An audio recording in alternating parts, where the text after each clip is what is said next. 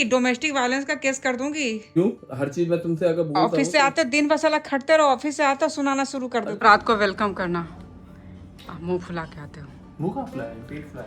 हाँ, welcome back to our new vlog. तो आज सीधा रेडी होकर ही मैं व्लॉग बनाना स्टार्ट कर रही हूँ कि आज कोई जॉब नहीं है मेरी, वीक ऑफ है, मंडे एंड ट्यूसडे। पता नहीं कैसे मिल गया, मतलब डेट नहीं बताना चाह रही थी।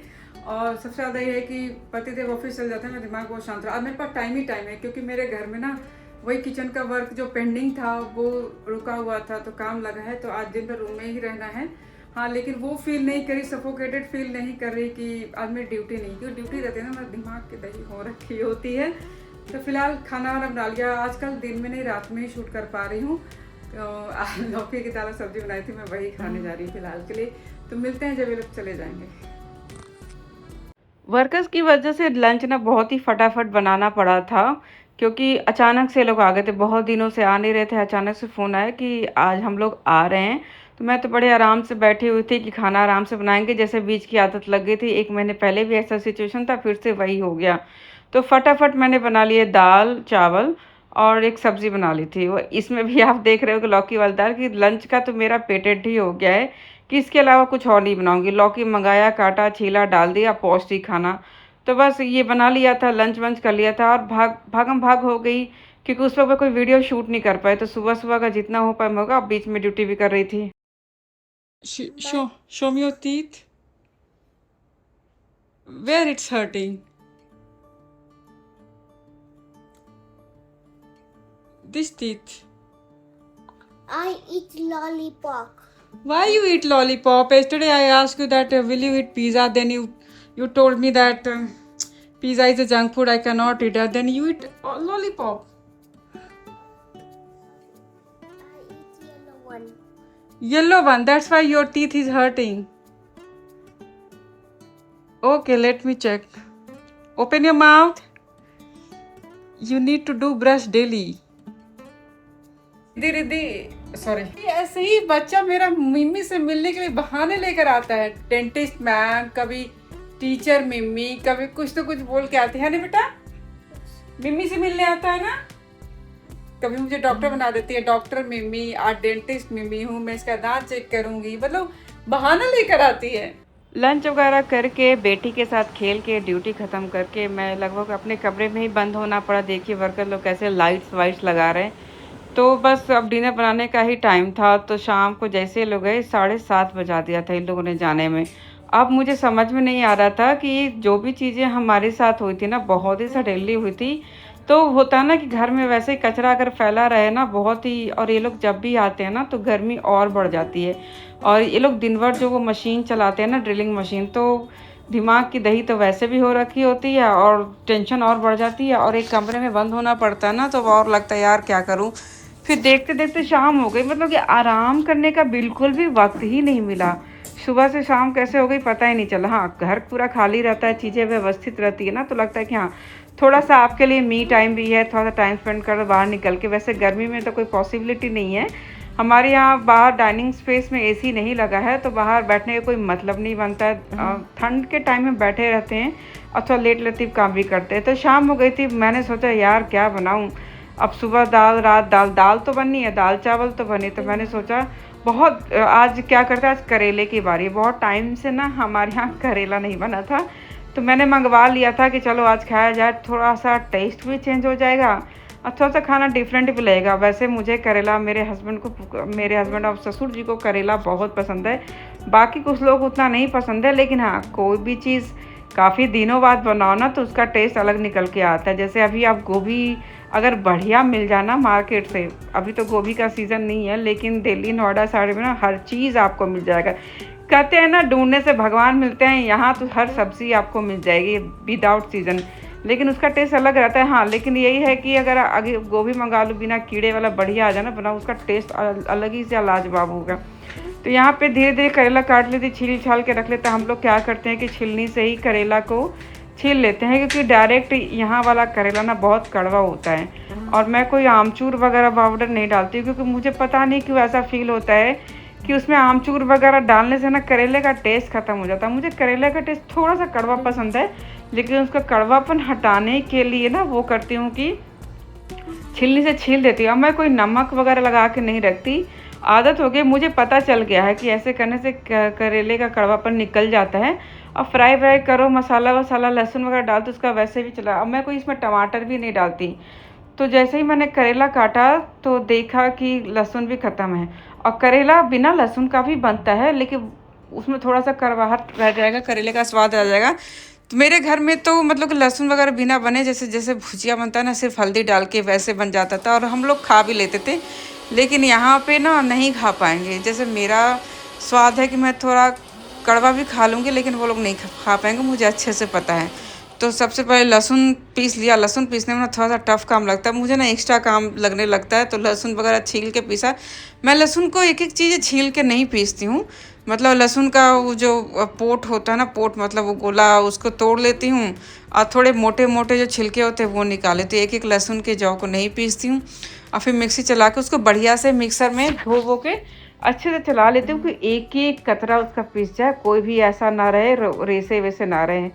तो मैंने यहीं पे सीखा। हमारे यहाँ तो मतलब कि लोग सिलबट्टे पे पीसते थे। आपको सिलबट्टे पे पीसने का कोई मतलब नहीं बनता, इन लोगों में इतना पेशेंस नहीं है। तो करेला वगैरह धो लिया था, बस अब बनाने की बारी थी। एक बार सब कुछ हो जाता है तो बस कढ़ाई में डाला तेल और करेला भूंजा। करेले को क्या करती हूँ ना, मैं क्या करती हूँ कि कढ़ाई में पहले तेल डाल के थोड़ा बढ़िया से तेल डालती हूँ, करेला ना सोक कर लेता है। फिर जब आप उसमें नमक डालो ना तो करेला तेल छोड़ देता है। तो करेला फ्राई होना बहुत ज़रूरी है, उसका कड़वापन हटाना है ना, तो करेला को अच्छे से फ्राई कर लो, फिर बाद में आप सारी चीज़ें डालो। क्योंकि करेला वैसे भी जलता नहीं है, स्टार्टिंग में नहीं जलेगा, बाद में जब पक जाएगा ना तो वो जलने लगता है। तो स्टार्टिंग में हाई फ्लेम करके करेला डाल देती हूँ, उसके साथ ही नमक डाल देती हूँ और खूब अच्छे से लाल करके पकाती हूँ। फिर जैसे बढ़िया से पक जाता है, उसमें भी करेले के हिसाब से पहले नमक डालती हूँ और हल्दी डाल के कर लेती हूँ। उसके बाद आलू डालती हूँ, प्याज डाल के अच्छे से फ्राई करती हूँ ना, तब करेले का कड़वापन चला जाता है, बहुत टेस्टी लगता है। ये मैंने ना मतलब कि घर पे तो मेरे यहाँ दूसरे स्टाइल से बनता था बिना प्याज डाले हुए, लेकिन यहाँ पे सबको प्याज डाल के ही पसंद है। तो मुझे कभी कभी मन करता है ना, जब देखती हूँ कि घर वालों के पास दूसरा ऑप्शन है आज खाने का, तो मैं वैसे बनाती हूँ। मुझे करेले का भुजिया बिना प्याज वाला, आलू डालकर हल्दी डाल के बनाया, और पराठा बहुत मस्त लगता है। बहुत सारे लोग खाते हैं, हर लोगों के घर में अलग ट्रेडिशन मतलब जो होता है ना, चीज़ें फॉलो होती हैं। कोई प्याज वाला खाते हैं, कोई प्याज वाला नहीं खाते। अब देखिए ना, आजकल के आलू भी इतना डिस्को सा आ गया ना, पूरा मतलब कि 4-5 आलू गिन के लेकर आओ, जब काटने लगो ना तो आलू पूरा आधा बर्बाद ही निकलता, अंदर से ख़राब निकलता है, ऊपर से बिल्कुल। बहुत गुस्सा आता है मुझे, और ये ना ऐसा लगता है कि फालतू की चीज़ें खरीद ली, अब खाना बनाकर खाने का मन ही हट जाता है। तो बस आलू और इसमें क्या करते हैं, आलू को मोटा स्लाइस करती हूँ। पतला करोगे तो वो जब तक करेला पकता है ना तो बहुत मतलब कि अजीब सा मैशी मैशी हो जाता है, इसलिए मेरे यहाँ मोटा बनता है।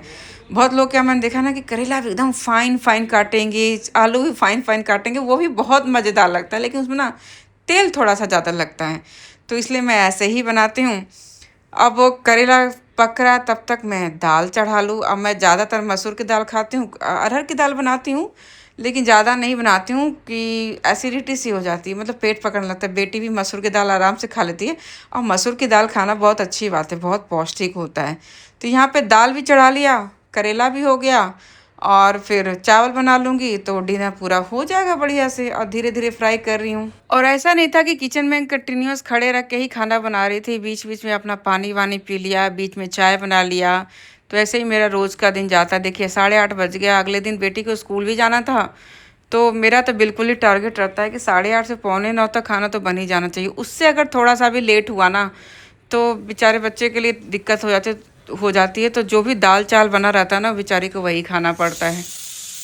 तो जैसे जैसे टाइम पास होता है, जैसे करेला फ्राई हो गया तो उसमें हल्दी बाद में डाल दी, पहले आलू डालती हूँ। आलू डाल के भी 5 मिनट चला लेती हूँ, क्योंकि प्याज डालते ही क्या होता है ना कि वो उसमें थोड़ा सा मॉइस्चर आ जाता है, तो आलू को भूनने के बजाय आलू को पका ही देता है, तो वो फिर मैश मैश हो जाता है। और आज थोड़ा सा तेल लग रहा था, जैसे भुजिया में कम है, थोड़ा और डालना चाहिए, तो मैं थोड़ा और डाल के पका लिया था।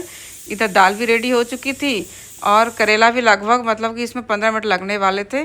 तो इसमें बाद में सबसे बाद में क्या करती हूँ, हल्का सा लाल मिर्च डाला, और लहसुन भी मैं बाद में डालती हूँ, क्योंकि लहसुन का पेस्ट आप पहले डाल दोगे ना तो उसका क्रिस्पीनेस ख़त्म हो जाता है। और मेरा प्रोसेस क्या है कि पहले मैं धीमी आंच पे फिर तेज़ आंच पे पका लेती हूँ। मसाले डालने के बाद भी 10 मिनट हो चुके थे। अभी मैं इसे ढक कर नहीं पका रही थी। जब तक पूरा 80% नहीं पक जाता मैं कभी भी भुजिया को नहीं ढकती हूँ, क्योंकि हमें भुजिया खाना है, चोखा नहीं खाना है। और जब लास्ट में पूरा पकने लगता है ना, तो इसको साइड साइड करके ढक देती हूँ, क्योंकि 1-2 बार ढकोगे ना तो क्रिस्पीनेस भी नहीं जाएगी और तेल बीच में जमा हो जाता है। खाना बनते बनते बीच में मेरी बेटी अपना किचन का डैडी सेटअप करते रहते, तो आगे पूछना क्या कर रहा हो जाता है। वो है क्या? Let's start out इधर। अरे इधर किसको ले जा रहा है? क्या ले जा रहा है? जो आता है बोलने वो बोल देती है, बाकी सब स्किप कर देती है। और आप कहाँ जा रहा है? उधर नहीं जाओ। अरे बेटा उधर नहीं बेटा, शीशा हटो। कम यार। बैक आओ मैं। आओ। मेरा यही तो काम रह गया, सुबह बाय करना और रात को वेलकम करना। मुंह फुला के आते हो। मुंह का फ्लाई, पेट फ्लाई। हाँ, मैं कह रहा था तो कपड़े सब अभी फिलहाल उधर डाल दी कि मुझे बेड पे लेटना बहुत जरूरी था। बहुत देर से मैं खड़ी थी। अब कपड़े की महक आ रही थी ना, बारिश हो गई। नहीं, महक पता है किसकी है? बोर्ड की है, यहाँ से। अब जो भी है महक रहा था वो बहुत गंदा। ये बारिश के कपड़े नहीं होते हैं जो सील जाते हैं, वो वाले हैं। जूतों की गंदी हालत। पता नहीं जूते एक ही पहनते हो, निकाल के सब रखते हो। जैसे पैर का प्रॉब्लम हुआ तब से जूता एक पहन रहा हूँ ना। हाँ तो ठीक है, प्रॉब्लम है तो अलमारी बनवा दो। क्या बोले? मैंने कहा आपका सैंडल सस्ता आता है, हम लोग के जूते महंगे आते हैं। इसका मतलब क्या है कि सड़ा के दम पहनोगे? एकदम कब से लग रहा है कि सड़ा? वर्षों पुराना है नया ही, उसको एकदम गलीज कर दियो आपने। जब जाना हो तो पॉलिश कर लो, जब जिसकी जरूरत होती है उसका इस्तेमाल करना चाहिए। अच्छा। हमेशा सबको चमका के रखोगे, सब जोश में रहेंगे, जल्दी खराब हो अब जाएंगे। मेरे जूते के बारे में क्या बोल रहे हो? आपके जूते महंगे कुछ होते हैं। 250 के चप्पल लेती हूँ ज्यादा से ज्यादा। चलो तो 2,500 के सिर्फ जिंदगी में 2 जूते लिए, वो भी नहीं पहनती। मुझे जूते पहनना पसंद नहीं है, क्योंकि जूते खाना सैंडल ज्यादा 1000 रुपए का बढ़िया वाला आता है, लेकिन मैं बढ़िया वाला खरीदती नहीं हूँ, मार्केट से ही खरीदती हूँ। जूते खाना पसंद है। अगली बार बारिश आई ना, जूते सीधे बालकोनी से नीचे बोल दूंगी कि नेचर का वो क्या होता है, डिजास्टर था, आपके जूते नीचे गिर गए। वाह, कॉमेडी की ये शगुन है। वाह, ये डोमेस्टिक वायलेंस का केस कर दूंगी। क्यों? हर चीज में तुमसे अगर ऑफिस से आते दिन भर साला खटते रहो, ऑफिस से आते सुनाना शुरू कर देते हो। नहीं, ये जस्ट अ नंबर। प्यार मेन होता है, प्यार। ए पैनिक। फिलहाल तो आपकी असलियत दिखी है। पेट दिख रहा है क्या? इतने मुद्दतों के बाद मैंने करते हैं तुमको सनम। इतने मुद्दतों के बाद करेला का भुजिया बनाया, तो यार चिकन मंगा रही तो और है। 2 हफ्ते से बंदा लगातार चिकन खा रहा है। खुदा की कसम। ये गाने के लिए खुद में भी सुंदर दिखना पड़ता है। डजंट मैटर, मैं दिल से बहुत सुंदर हूँ। आजकल दिल को गुर्दा बना के लोग पका के खा लेते हैं, ठीक है ना? या आई लाइक इट, टेस्टी। मैं जब भी खाना, पता है 2 हफ्ते हो गए इनको दाल खाए हुए। नहीं, आज खाएंगे ना दाल चावल तंदूरी चिकन। अब मेरा करेला का क्या होगा? खा लेंगे वो भी साइड डिश में। एक करेला खाएंगे, फिर एक तंदूरी चिकन।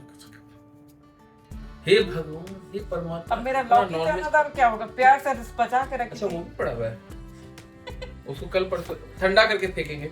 वो पता क्या होता है, सब शौक से सब्जी बनाती हूँ, फिर चिकन आ जाता है, फिर दाल छोटी छोटी कटोरी में 2 हफ्ते से दाल रखी है, वो फेंका भी नहीं रहा। गिल्ट को डिले करते हैं लोग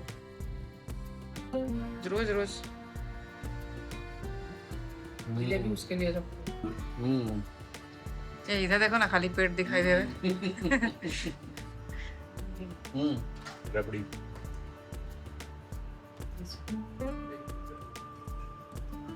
डैडी कटोरी ला रहे हैं। दाल ले लो ना। दाल को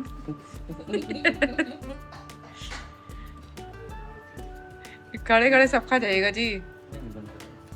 हम सुबह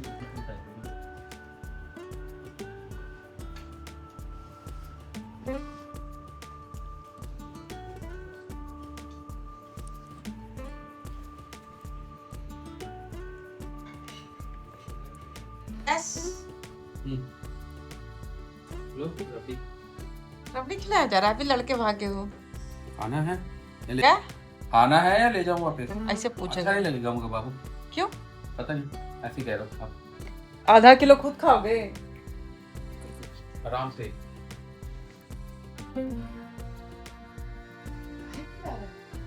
नाक को दूध पिला रहा हूँ। नागिन को दूध, बढ़िया लग रहा है देखो यार थोड़ा। नागिन को दूध पिला रहा हूँ। बताओ ना। बताओ तो। क्या? हमारा आज 12 साल हो चुका है पूरा। एंगेजमेंट का, शादी का नहीं, इतने भी बूढ़े नहीं है। मगर रिलेशन को हो गए 17 साल, 18 साल। 19 साल। मगर मैं उससे प्यार जरूर करूंगा। 17 साल का है ना, स्वीट 17 हो। और जब वीडियो में डाला ना डोमेस्टिक वायलेंस पे ना, हमारा ऐसे ही मजाक चलता है, हम कोई लड़ते वड़ते नहीं है।